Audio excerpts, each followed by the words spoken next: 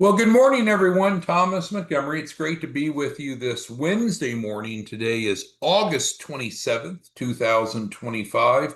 We get together most weekday mornings at 8 o'clock Central to talk about the grant, talk about strategies, tips, techniques, success stories associated with business funding.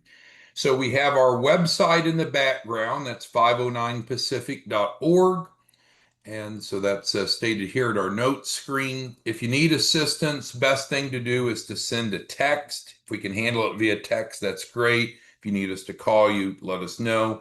Text line is 903-347-8042. That is not our phone number. Our phone number is at the bottom of the website here, 903-352-3390. This is answered live normally, as long as the staff's not on the phone. No one answers the text line live. It is a text line.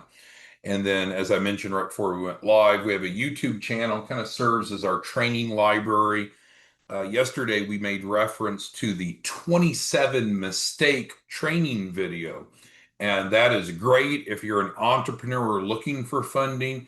And it's a great resource for those of you who are referral partners that would like to go out and educate at churches, at chambers, in person or online.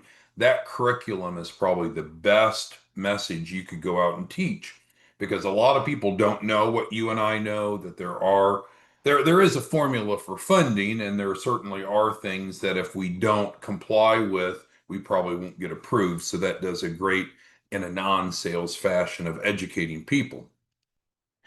Specifically, our nonprofit applied for and received a grant. The grant has three mandates, which kind of means things we have to do, which is our pleasure to do. We have to increase financial literacy, and that's really in the space of business financial literacy, not from the consumer side. Also, with the grant, we give away free shelf corps, and those free shelf corps can be accessed by going through any of our referral partners and or going to our website 509 Pacific in this middle part of the page here. There is a processing fee to transfer the shelf corp. The amount of the processing fee is determined by the referral partner. And then we want to use that knowledge from one, the shelf corp from two, to go put money in the pockets, in the wallets, in the bank accounts of entrepreneurs. So it's to use the knowledge in the shelf corp to get funding. Our agenda today is covering the available resources on the website. Our primary topic, we're going to talk about how to qualify for funding.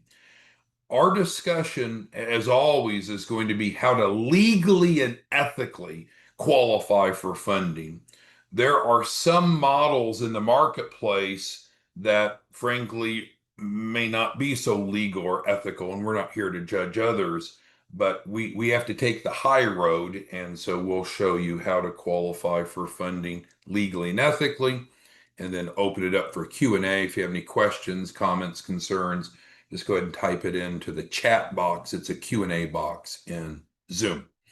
So as far as the resources on the website, it's really simple. You go to 509pacific.org, and there's three segments. Segment number one is Quick Cash. If you don't know what that is, there's a video you can watch. You can access it.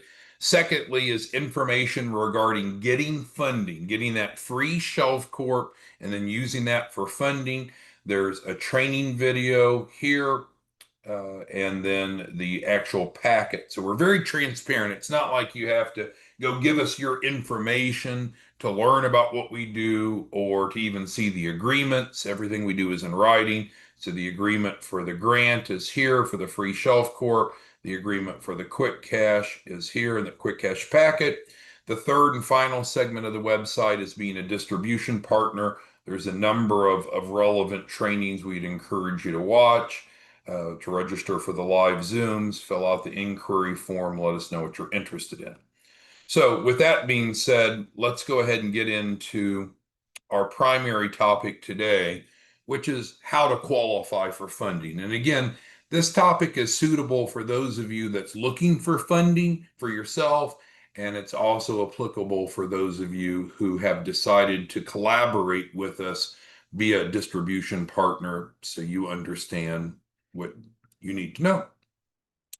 All right, so we're going to start with some key concepts. And so this isn't a long drawn out. We're just going to hit at a high level some key concepts that any entrepreneur needs to know, but frankly, many of them don't know. And that lack of knowledge creates a real barrier for them being able to get funding.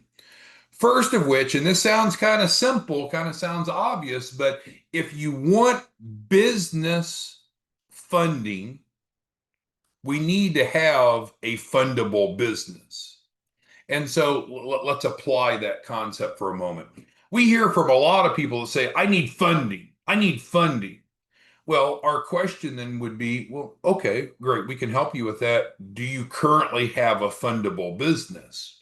And 9 times out of 10, probably 99 out of 100 times, the answer is really no. But often they don't even know what it means to have a fundable business. So it's before, let's say that you wanted to get a job being a doctor at the local hospital. What would you need to do first? Go to medical school, be qualified for that job. So before we worry about getting business funding, we really should be thinking about worrying about, is my business fundable? That's not the way the common person thinks, but that's what you and I want to teach and encourage.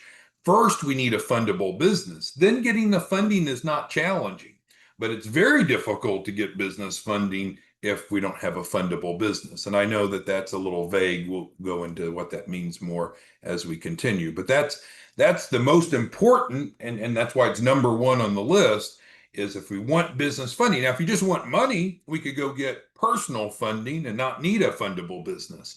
But that's not what we're about, and you're not going to be able to borrow near as much money personally as you would under a business. Okay, so that's number one. The second is we want to avoid this confusion, this misinformation, this misunderstanding that there's just one set of rules to get funding. That's not true. There's many, many different lenders, and many of those lenders even have multiple loan programs, and each of them have their own underwriting criteria. So if you ever have someone that says to you, well, I can't get approved for a loan. Well, which type of loan? Maybe you're not going after the right type. So when it comes to business funding, the great news is there's lots of options. And so you can imagine a key part of what we do is finding the right type of funding based upon the client circumstances. But we'll get to that in a moment. But we don't, in summary on number two, we don't want to think that there's just one type of funding with one set of criteria and it's like a all or nothing. That's not true at all. There's many different options and they each have their own criteria. So building off of that, there is a concept in business finance called the 3 C's: credit, collateral, and capacity. Now, credit is a bit more complicated because there's actually 2 types of credit. There's business credit, which is what we want to focus on because we're talking about business funding. And then, of course, there's personal credit of the business owner. There's collateral. What assets does the borrower have to pledge for the loan? And then capacity, which also means cash flow. Can we afford it? So some lenders and some loan programs look for all 3 C's. Oops, worked ahead there, didn't I? Some of them only need 1 C. But I think it's accurate to say we're going to have at least 1 C to get business funding. So if we want to have a fundable business, what that means depends upon which lender and loan program we're going after. But we're not going to ever get business funding if we don't qualify for it.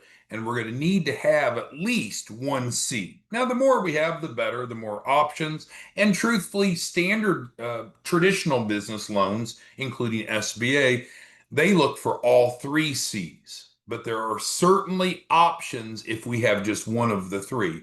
If we just have credit without collateral capacity, we have options. If we have just collateral but not credit worthiness, not capacity, there are still options. Same with capacity. So important concept. moving on. So with what we've said, if we need to have a fundable business to get business funding, and if there are many different options with each their own criteria, and we understand that there are the three C's, we need at least one of the three. Can't get away without that. But again, through our program, we can provide that so no one will be left behind, left out. The key is, or at least it's important, if not the key, find the right type of funding for each client. Well, how do you do that? Well, we need to look at what the client is wanting to do, what they need to do, and then their mitigating circumstances. And so that's built into our process. We actually create a uses of funds with each client, and that is like their shopping list. What do they want the money for? And then, of course, if you add that list up, it's how much they need. That, along with some other information, helps us find the right lender or loan program. Because many people don't get funded, not because they can't get funding, it's in many cases they're going after the wrong type of funding. All right, number 4, that's our role. So we are not lenders. Some people will come to us and they get confused. So lenders are banks and credit unions, and there's, of course, alternative lenders, online lenders, and such. Lenders are readily available.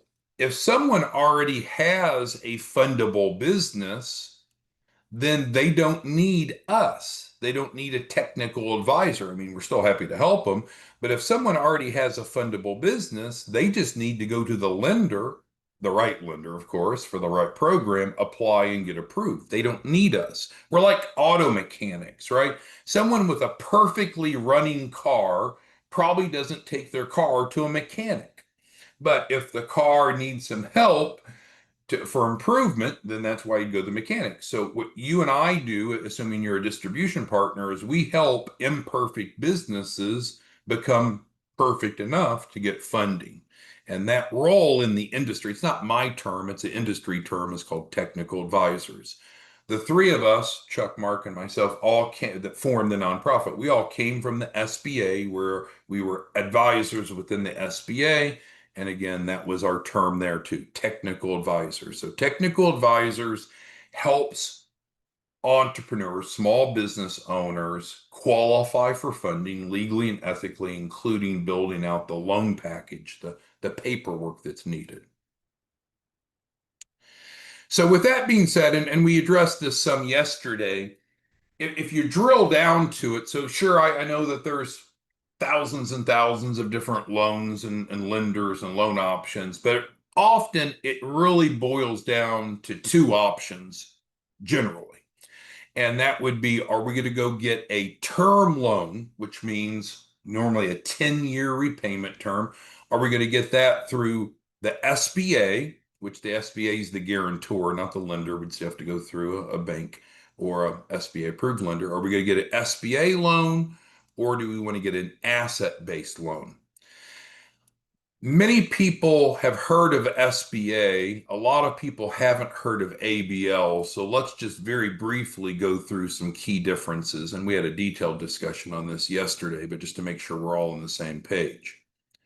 So first, underwriting. There's a difference in the underwriting, the approval process for SBA versus ABL. So the SBA, we need to understand that we actually have to be approved twice. Once through the lender we're applying through, and then also meet the SBA lending guidelines. And typically for SBA loans, we need to meet all three C's, which we talked about: credit, collateral, and capacity. So that doesn't mean it's bad. That doesn't mean anything. It just that's the relevance of how it works. So SBA loans can be a bit elusive. They can be a bit challenging to qualify for, especially larger ones, because of the rigorous underwriting. However, ABL is much different. ABL, again, asset-based lending, is about what we do about 90% of the time. Most of our grant participants prefer ABL over SBA once they've been educated. It offers simplified underwriting, and it's based on one C, not all three C's. Now you might say, well, that sounds fine, but what if I don't have that C? We provide it through the grant. We literally provide the collateral. Now, if someone wants all three C's, we can help them build all three C's as well. So we can help in either case, but the ABL is faster and easier. Another difference between SBA and ABL is owner contribution. So again, I'm the messenger here. I'm not making the rules. The United States Congress actually set the rules for SBA lending. But the bottom line is, if you want an SBA loan normally, and you'll see me use words like normally just because there could be exceptions, but normally, most of the time, to get an SBA loan, you're going to need at least, the applicant's going to need at least a 10% owner contribution. So for every 100,000 they want to borrow, and that set of rules, that set of underwriting, they need to bring 10,000. And that can be a barrier because a lot of these folks, they don't have the liquidity that most of you have. Therefore, that can be a challenge. Now, could we go facilitate and raise that 10% and then get the SBA loan? Absolutely. And we do that often. So it's not of, oh, we either have it or forget it. It's either we have it or we don't. If we don't have it, we either need to get it or move on to something that doesn't have a barrier for us. So it's fine if the client doesn't have it. We can assist them in raising that 10%. But at the time that we apply for the SBA loan, we need to document that we have 10% owner contribution. That's another benefit of ABL, asset-based lending, that normally there is no percent needed. Now, we have to have the assets, we have to have the collateral, of course, but as far as the loan itself, we don't have to have any contribution. Big difference. Use of funds is another big difference. So in terms of use of funds for the SBA, there are some restrictions. So I'm not saying it's onerous, but there's just some industries, some uses of funds that's not allowed, whereby alternatively with ABL, there's normally not any restriction. You could use the funds for whatever you wish, even to fund a different business. Loan sizes is another important difference between the two. SBA will often, so there's different types of SBA loans, including microloans. So we can get a small SBA loan pretty easily for $5,000 or $10,000 approval, but obviously that doesn't go very far. SBA normally taps out around at 5 million. But as you would expect, the larger the loan, the more rigorous the underwriting, the more difficult it is to get because the lender has more exposure. ABL, much different. ABL has a floor, and the floor is normally at least $1 million. 2 million is the sweet spot. And then we have a number of lender relationships, including JP Morgan Chase and Bank of America. They won't even go below 5 million. So I know it's much different, but if you understand it's different and you don't try to combine these two, then it can make sense. So in general, lenders like bigger deals for ABL, and that's great for clients because it gets them more money. For SBA, lenders kind of prefer smaller deals because they have rigorous underwriting that's hard to meet for larger ones. All right, underwriting speed is the last of the key differences. And again, with SBA, we have to get approved twice. So we have to meet the for most, we have to meet the underwriting of the lender and then the SBA who's guaranteeing the loan. So that it's difficult to give you a specific time frame, but it could be as soon as a week or two, can be much longer for complicated deals. But in comparison, ABL almost always less than 7 days. So I'm not here pushing ABL. Through our grant funded program. We can help with whichever the client wants, whatever is best for them, whatever they prefer. But you can see probably why 9 out of 10 people prefer the ABL. I'm sorry, there was one more. Payback assistance. This is a very innovative element of the differences between the two. So there is no payback assistance with SBA. You go borrow the money, you're on a payment plan. Usually it's over 120 months, 10 years, and the borrower is expected to pay it back. That's kind of the way loans normally work. But we actually have a payback assistance element to the ABL because when we're transferring the collateral so the client qualifies, that collateral comes in the form of accounts receivables, real accounts receivables. So that counts as an asset that goes on the balance sheet that can be borrowed against. But specifically here, we're talking about liquidating. So we can liquidate that AR, turn that into cash. And the way that the program was designed by our attorneys was to actually be liquidating at least enough each month to cover the loan payment. Now, that won't go on forever, but for the first 2 to 3 years through our payback assistance, it's designed to cover the loan payments. Our process, and then we'll open it up for questions, comments, concerns. Our process is real simple. I would either get with one of our resellers or come to 509 Pacific, scroll down a bit, and then fill out where it says grant packet right here. Click here for the grant packet. So that is step number one. So you can either get the grant packet from one of our distribution partners or from our website. We need about 7 days to get the Shelf Corp delivered. So the documentation, so the Shelf Corp is in the client's name. We got the business plan completed. It's associated with the client. We've put together the financial projections, those things that lenders normally want to see, like a business in a box. But we need about a week for that. And then at that point, that's where we sit down in person or virtually with the client and look at their uses of funds that I mentioned earlier, figure out what they want money for, figure out the right type of funding instrument. What do they prefer? Do they want to use SBA, ABL, or something else? We get the loan package in order. We apply for the funding and get funding. All right, so I see Lamy has a question. How long until funding? Well, we've got to be a little careful about that because we've already said that there's many different lenders and they have their own underwriting criteria. But what I can say consistently is our goal is to get the first tranche, which means first round, first tranche of funding. We want to get offers to the client in about a week. So about 7 days in, we want them to have offers in front of them. Now, some people will get more offers than others. Some will be larger than others. We don't know what their offers will be until we submit it into the funding system. But in 7 to 8 days from the start, we want them to have access to funding offers that they can choose from. And then we build out the loan package and go for the larger amount. Okay, so let's dig into your questions. That covers my content. So let's get into your questions. Let's see.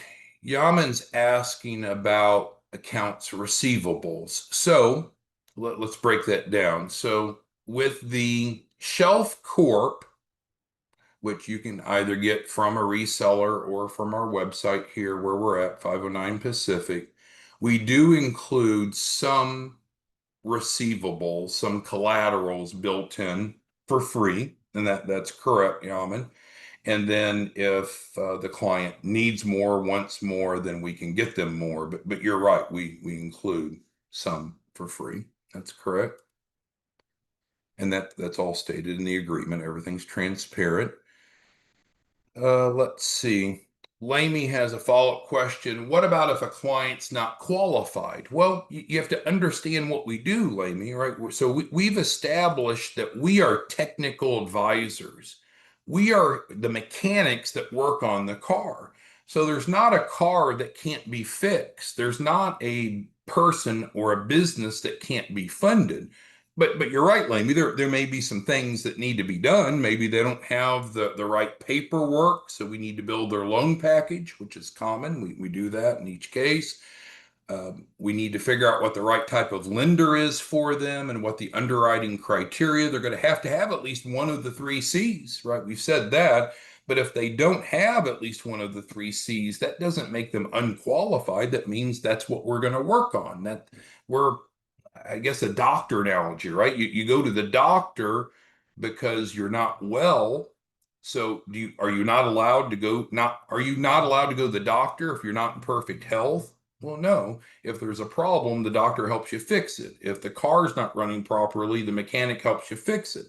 As technical advisors, that's what we do. We help fix the problem so they have at least one of the three C's, or ideally all three. So if you understand the role of what we do, then that question is not accurate. Regina asks, what does the credit score need to be? Well, you got to think about that, Regina. So what did we say?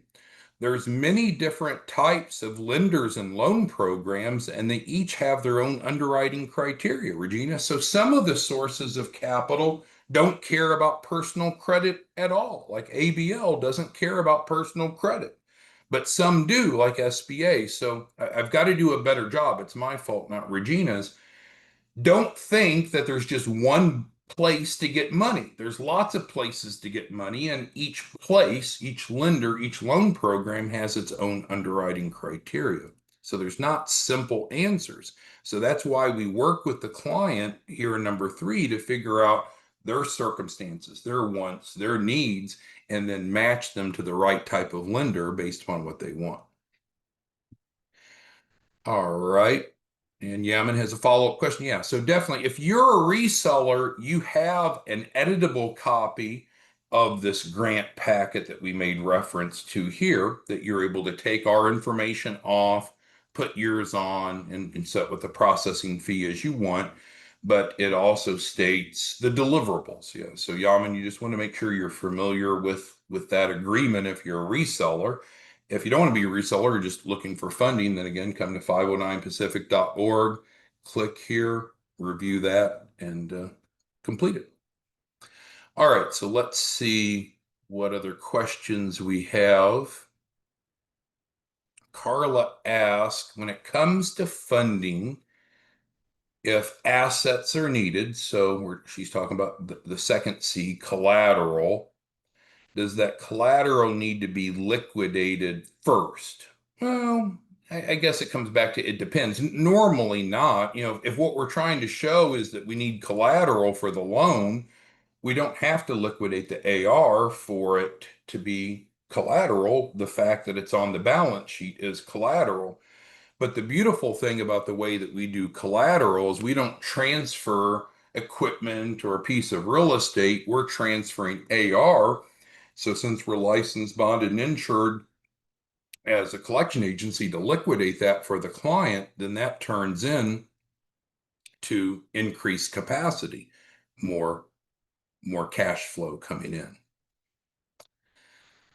All right, hopefully that was helpful. Anthony's asking about capacity. So capacity can be our historic bank account statements showing money coming in as well as our income statement, or it can be projections. And so part of what we provide is, and it shows it right here, detailed financial projections. So the financial projections come ready to use with the free shelf quote. But you're right. Capacity could either be historical capacity, what have we been bringing in, and or it could be what do we predict in the future. We can't change the past, but we can create some really great financial projections, and that comes with it. Monique asked, as a reseller, how soon do you get paid? You get paid daily, same day, Monique. So that's the great thing is, and I really see resellers more as educators than salespeople. But the bottom line is, if you're a reseller, what you want to do is obviously educate people, and then kind of similar to what we've gone through here. And then if they have a problem and you can provide a solution to it, which is typically they want money to start or grow a business, you and I definitely have a solution, then they can enroll based upon what processing fee that you want to add to the Shelf Corp determines how much you make up front. Some of you are not marking it up at all. Several of you are charging 2,000 processing fee. Some of you are charging 5,000 or more, but that's up to you. All right, let's see what other questions we have here. Well, Selena's asking about the collateral. So again, as Yaman was asking, so we include AR with the shelf corp. And then if the client wants more and needs more, we can work with them on a strategy. And so they can get it from us or they can get it elsewhere. They don't have to get it from us, but we really need to work with the client to see what they have, what they need, and then we'll help them objectively come up with options based upon how short they are. All right, so let's see here. Dwayne asked about the collateral. Yeah. So again, not all sources of funds, not all funding sources, I should say, require collateral. And if Dwayne, if you're someone, frankly, that you don't have collateral, then maybe we need to pick some other type of funding. But if you want ABL, for example, which is concentrated on collateral, then we can absolutely provide it for you. But it's more objective, it's more analytical than just spouting off a number. We would put together your financial statement, see how much collateral you have, see how much shortfall you have, and then yes, we can absolutely cover the shortfall. John says he just enrolled and his processing fees on the way. Well, thank you, John. Look forward to working with you there. Selena says people need to understand the process. Yeah, I agree. Education is key. That's why it's our number one mandate. That's why we have these morning Zooms, and that's why we're so transparent on the website, is so everyone can understand exactly how it works. But with that being said, if there's any other questions, comments, concerns, best bet is to certainly text us on the support line. If you want more depth of understanding, go back and visit our training library, which is on YouTube. And of course, our website that I've been showing you is 509 Pacific. Hope you have a great day. We'll see you back tomorrow morning, same time, same place. Have a great day. Bye bye.